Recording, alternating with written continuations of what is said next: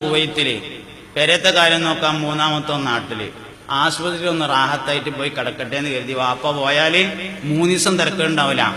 4-ാമത്തെ ദിവസം ഫോൺ എടുത്തിട്ട് മറവ് പോയിട്ട് ഇങ്ങനെ ഞെക്കിയിട്ട് വിളിക്കും, കുഞ്ഞോളെ കുഞ്ഞുട്ടിക്ക് ഒഴിവുണ്ടോ വാപ്പാന്റെ അടുത്തൊന്ന് വന്നിക്കാന്. അവനാന്റെ വാപ്പ ആശുപത്രി കിടക്കുമ്പോ ഒന്ന് പോയിക്കാ ഒഴിവില്ലാത്ത നമ്മളെന്തിനു പറ്റുക? ചെവിയോണ്ടാണ് കേൾക്കേണ്ടി വരും. എനിക്ക് എന്റെ മക്കളുണ്ട് എന്നൊരാൾക്ക് തോന്നിയാൽ, റബ്ബേ എനിക്ക് നീ മാത്രമേ ഉള്ളൂ എന്ന് തോന്നിയാലേ ഓന് ഒറ്റ മോൻ മതിയാവും, ചിലപ്പോൾ അതിന്റെ ആവശ്യം ഉണ്ടാവില്ല. അതാണ് അള്ളാഹുവിൽ ഏൽപ്പിക്കുക എന്ന് പറഞ്ഞത്. എന്തിനാ നമുക്ക് കുട്ടികൾ? അത് കറക്റ്റ് തീരുമാനിക്കണം. നമുക്ക് എന്തിനാ മക്കൾ?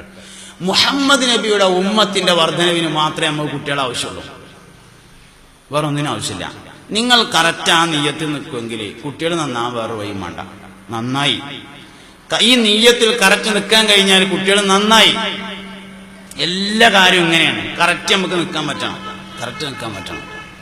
അതുകൊണ്ട് കാര്യങ്ങൾ അള്ളാഹുവിനെ ഏൽപ്പിക്കുക. അപ്പൊ ഒന്നാമതായി നമ്മളെ കൽബിക്ക് വരിക വയസ്സാവുമ്പോ നോക്കാന് എന്നാ. രണ്ടാമതായി പിന്നെ നമുക്ക് വരിക കുറെ സ്വത്തും മുതലൊക്കെ ഇല്ല, അതിനൊരു അനന്തരാവകാശം വേണ്ടേ? ആരാ പറഞ്ഞതിന് അവകാശമാണെന്ന്?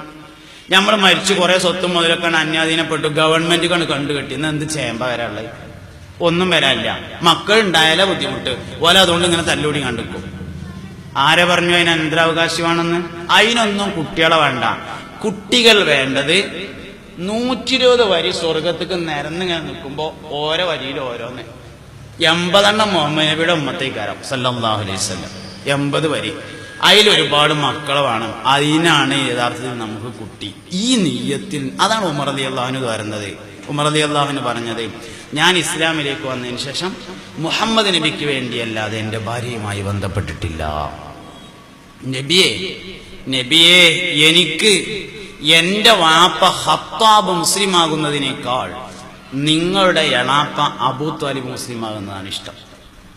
അള്ളാന്റെ റസൂല് ചോദിച്ചു, അല്ലയോ ഉമറേ, എന്റെ എളാപ്പ മുസ്ലിമാകുന്നത് നിന്റെ വാപ്പ മുസ്ലിമാകുന്നതിനേക്കാൾ നിനക്ക് ഇഷ്ടപ്പെടാൻ കാരണം എന്തേ? ഉമർ ബിൻ ഖത്താബ് റളിയല്ലാഹു അൻഹു പറഞ്ഞു, അള്ളാന്റെ റസൂലേ, അതാണല്ലോ നിങ്ങൾക്ക് കൂടുതൽ ഇഷ്ടം ഉണ്ടാകുക. ഇങ്ങക്ക് നിങ്ങളെ എളാപ്പ മുസ്ലിമാണല്ലോ കൂടുതൽ ഇഷ്ടം, അതുകൊണ്ട് അതന്നെയാണ് എന്റെ ഇഷ്ടം എന്ന് പറഞ്ഞു സയ്യിദുനാ ഉമർ ബിൻ ഖത്താബ് റളിയല്ലാഹു. അതുകൊണ്ട് മക്കൾ നന്നാവണം, അത് വലിയൊരു ആഗ്രഹമാണ്. അത് നമ്മളെ നിയ്യത്ത് ആദ്യം നന്നാക്കണം. അള്ളാഹു തൗഫീഖ് ചെയ്യട്ടെ. നമ്മൾ സമസ്തക്കും അതിന്റെ അനുബന്ധ സംഘടനകൾക്കും ഒക്കെ ഖിദ്മത്ത് എടുക്കുന്നത് ആഖിറം സലാമത്താകാനാണ്. വേറെ നമുക്ക് യാതൊരു ലക്ഷ്യമില്ല, വേറെ ലക്ഷ്യമില്ല. ഇതിന് നേതൃത്വം നൽകിയ ആളുകൾ ആ വലിയ മഹത്വം ഉൾക്കൊള്ളുന്ന ആളുകളാണ് എന്ന് മനസ്സിലാക്കിയിട്ടാണ് നമ്മൾ ഇതിന്റെ പിന്നിൽ അണിനിരന്നിട്ടുള്ളത്. അവരെ നമുക്ക് കാണിച്ചെന്ന പാതക യഥാർത്ഥത്തിൽ അതാണ്. ബഹുമാനപ്പെട്ട സമസ്തയുടെ സ്ഥാപകൻ ബാലവി വരക്കൽ മുല്ലക്കോയ തങ്ങള് നമുക്ക് വളരെ വലിയ നേതൃത്വം നൽകിയ മഹാനായ ശംസുൽ ഉലമ, ഇങ്ങനെയുള്ള വലിയ വലിയ മഹത്തുക്കൾ, അവരുടെ പിന്നിൽ നമ്മൾ ഇങ്ങനെ പോകുമ്പോൾ നമുക്ക് റൂട്ട് തെറ്റൂല. ഇതൊരു കറക്റ്റ് വഴിയിലൂടെയാണ് പോയിക്കൊണ്ടിരിക്കുന്നത്, കറക്റ്റ്. അതുകൊണ്ട് ഞാൻ പറഞ്ഞത്, മക്കളെ എല്ലാവരും സമസ്തയുമായി അടുപ്പിക്കണം. അത് വളരെ പ്രധാനപ്പെട്ട ഒരു കാര്യമാണ്. സമസ്തയുമായി അടുപ്പിക്കണം. കേരളത്തിലെ മുസ്ലിങ്ങളുടെയും അഹ്ലുസുന്നത്തി വൽ ജമാഅത്തിന്റെയും അവസാനത്തെ വാക്കിനെയാണ് സമസ്ത എന്ന് പറയുന്നത്.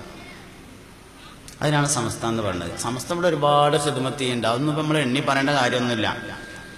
ഹജ്ജിന് പോണ ആൾക്കാർ ഇപ്പം നമ്മളൊക്കെ തന്നെ സൗദിയിലൊക്കെ ചെന്ന് മക്കത്ത് ചെന്ന് ഹറമിലൊക്കെ ചെന്നാൽ അവിടെ തൂണിന്റെ ചോട്ടിൽ ഖുർആൻ പഠിക്കുന്ന ആൾക്കാരുണ്ടാവും. അവിടെ അങ്ങനെ ഉത്തരേന്ത്യയിൽ നിന്ന് വന്നവർ ഫാത്തിഹ ശരിയാക്കണ കാണാം. ഫാത്തിഹ അവർക്ക് തെറ്റാണ്. അല്ലെങ്കിലോ പാഠം കുൽഹുവല്ല, അതിൽ 3-4 തെറ്റെന്ന് പറഞ്ഞ മാതിരിക്കാരോ ഫാത്തിഹ തന്നെ 5-6 തെറ്റുണ്ടാവും. എന്തായാലും കേരളത്തിലുള്ള ഒരു കുട്ടിക്ക് അതിന്റെ ആവശ്യമില്ലല്ലോ. തമിഴ്നാട്ടിൽ കൂടെ സിയാറത്തിന് പോകുമ്പോ നല്ല തലകെട്ടും താടിയും നീളം കുപ്പായുള്ള ആൾക്കാർ റോഡ് സൈഡിൽ ഇരുന്നിട്ട് മൂത്രയിച്ചാലും മനരിക്കാൻ നീച്ചു പോകും. ഓൽക്ക് അറിയില്ല മൂത്രയിച്ചാൽ എന്താ വേണ്ടതെന്ന്. നമ്മളൊരു 3-ാം ക്ലാസ് പഠിക്കണേ അല്ലെങ്കിൽ 2-ാം ക്ലാസ് പഠിക്കണേ 7 വയസ്സുള്ളൊരു മോനെ വിളിച്ചിട്ട്, മോനെ മൂത്രയിച്ചാൽ എന്താ ചെയ്യേണ്ടത് ചോദിച്ചാൽ വെള്ളം കൊണ്ട് മനിരിക്കണം എന്ന് പറയും. മോനെ വെള്ളം കിട്ടിയില്ലെങ്കിൽ എന്താ ചെയ്യാന്ന് ചോദിച്ചാൽ കല്ലുകൊണ്ട് മനിരിക്കണം എന്ന് പറയും. അത്രയും കറക്റ്റാണ്, അത്രയും കറക്റ്റാണ്. ഒരു 45, 50, 60 വയസ്സായ ഒരാൾക്ക് 55-ാമത്തെ വയസ്സിലാണ് ഒന്ന് നന്നാവണമെന്ന് തോന്നിയത്. ആരോടും ചോദിക്കാതെ ഓനെ ഒതുണ്ടാക്കി നിസ്കരിക്കാൻ പറ്റും. എന്തേ? സമസ്ത ഓനെ ഇവിടെ ആദ്യം പഠിപ്പിച്ചു വെച്ചിട്ടുണ്ട്. സമസ്ത ഓനവിടെ ആദ്യം പഠിപ്പിച്ചു വെച്ചിട്ടുണ്ട്. നിസ്കരിക്കാനും നോൻപൊരുക്കാനും യുദ്ധത്തിന്റെ കാരണങ്ങളും സക്കാത്തിന്റെ ഒക്കെ അടിസ്ഥാനപരമായി ഒരു മുഅ്മിൻ അറിഞ്ഞിരിക്കേണ്ട എല്ലാം സമസ്ത സമയാസമയങ്ങളിൽ പഠിപ്പിച്ചു വെച്ചു. തബറുക്കുള്ള ഒരു പ്രസ്ഥാനാണ്. വരക്കൽ മുല്ലക്കോയ തങ്ങൾ പാപ്പ ഒരു പണിയില്ലാതെ അങ്ങനെ ഒഴിഞ്ഞിരുന്നപ്പോ സമസ്ത ഉണ്ടാക്കിയതെന്ന് നമ്മൾ വിചാരിക്കരുത്. മൂപ്പർക്ക് ഏതായാലും ഒരു പണി ഉണ്ടായിരുന്നില്ല, അപ്പൊ സമസ്ത ഉണ്ടാക്കി അങ്ങനെ വിചാരിക്കരുത്. സമസ്ത കേരള ജമിയത്തുൽ ഉലമയുടെ മലപ്പുറം ജില്ലാ പ്രസിഡന്റ് ആയിരുന്ന ചാപ്പനങ്ങാടി വപ്പൂലര് പ്രസിഡന്റായിരുന്നു. കോട്ടക്കലുള്ള ചെമ്മുക്കം കുഞ്ഞാപ്പുവാജി എന്ന് പറഞ്ഞ ആള് ഇപ്പോഴും ജീവിച്ചിരിപ്പുള്ള ആൾ. ഞങ്ങളിൽ പല ആൾക്കാർക്കും പരിചയം ഉണ്ടാവും. തൃശ്ശൂർ മെഡിക്കൽ കോളേജിൽ നിന്ന് ഇനിയൊന്നും ചെയ്യാല്ല, ഞങ്ങൾ പെരേക്ക് കൊണ്ടുപോയിക്കോളി എന്ന് പറഞ്ഞ് മടക്കിയപ്പോ വാപ്പൂലടുത്ത്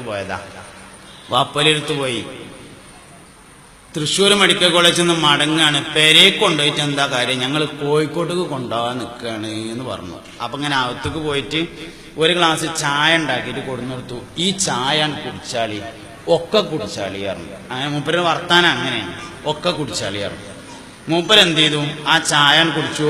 പൊടി ഉണ്ടായിരുന്നു അടിയിൽ, അതും കൂടി കുടിച്ചു. ഒക്കെ കുടിച്ചാനല്ല പറഞ്ഞേ, ചായപ്പൊടിയാണ് കുടിച്ചു. കുടിച്ചോ ചോദിച്ചു. ആ കുടിച്ചു പറഞ്ഞു. എന്നാല് ഒരുക്ക പൈക്കോളിട്ടോ പിന്നെ പോണ്ടായിരുന്നു. ചെമ്പക്കും കുഞ്ഞാപ്പോജി കോഴിക്കോട് മെഡിക്കൽ കോളേജിൽ പോയിട്ട് പരിശോധിച്ച് നോക്കുമ്പോൾ അദ്ദേഹത്തിന് ഒരു കുഴപ്പമില്ല. ഞാൻ ഈ പ്രസംഗിക്കുന്ന സമയത്തും കുഞ്ഞാപ്പോജി ജീവിച്ചിരിപ്പുണ്ട്, ഇപ്പോഴും ജീവിച്ചുകൊണ്ടിരിക്കുന്നു. ഈ വാപ്പൂലര് ഒരു പണിയില്ലാതെ ഇങ്ങനെ ഒഴിഞ്ഞു നടന്നപ്പോ സമസ്ത ഉണ്ടാക്കിയതാന്ന് നമ്മൾ വിചാരിക്കരുത്, അങ്ങനെ വിചാരിക്കരുത്. അള്ളാഹുവിന്റെ ആരിഫ്യങ്ങൾ, മഹത്തുക്കളായ ആളുകൾ, ഔലിയാക്കന്മാര്, അവര് ചില ലക്ഷ്യങ്ങൾ കണ്ടുകൊണ്ടാണ് സമസ്ത ഉണ്ടാക്കിയിട്ടുള്ളത്. കേരളീയ മുഅ്മിനീങ്ങളെ ഇസ്ലാമിന്റെ യഥാർത്ഥ പാതയിൽ മുന്നോട്ട് കൊണ്ടുപോകാൻ ഒരു വഴി എന്ന നിലയിൽ അവർ കണ്ടുപിടിച്ച ഒരു വഴിയാണ് യഥാർത്ഥത്തിൽ അത്. അതുകൊണ്ട് അവിടെ തന്നെ നമ്മൾ ഉറച്ചു നിൽക്കണം. മക്കളെ ആ റൂട്ടിലേക്ക് തിരിക്കുകയും വേണം. അത് സത്യപാതയാണ്, അത് ശരിയായ മാർഗമാണ്, അത് വിജയത്തിന്റെ വഴിയാണ്. അള്ളാഹു തൗഫീഖ് നൽകട്ടെ. സമസ്തയുടെ മണ്ണിറഞ്ഞ മഹത്തുക്കളുടെ കൂടെ അള്ളാഹു നമ്മളെല്ലാവരും സ്വർഗത്തിൽ ഒരുമിച്ച് കൂട്ടിത്തരട്ടെ. നമ്മളെ മക്കൾ അള്ളാഹു സാലിഹ്യങ്ങളിൽ ചേർക്കട്ടെ. ആമീൻ ബിറഹ്മതിക യാ അർഹമർ റഹീമീൻ.